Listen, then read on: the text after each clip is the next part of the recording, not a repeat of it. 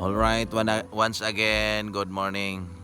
Ari na punta sa atong Bible verse of the day. So atong Bible verse of the day karon kining 1 Thessalonians 5:25.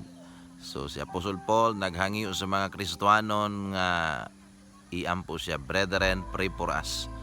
So ang ato gidaing mahimo mga Kristohanon sa matag usa nato mag-inampuay ta. Og sa diyang mag-inampuay ta dako kay kahimuan ang atong pag-inampuay sa usa ug usa. Munang nindot kayo mga Kristohanon, atong gamiton ang kahigayunan nga mag-inampuay ta usag usa.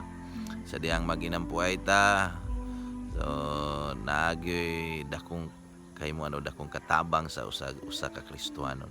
So munang giawhag ta pinagi sa pulong sa Dios, mag-ampo kita.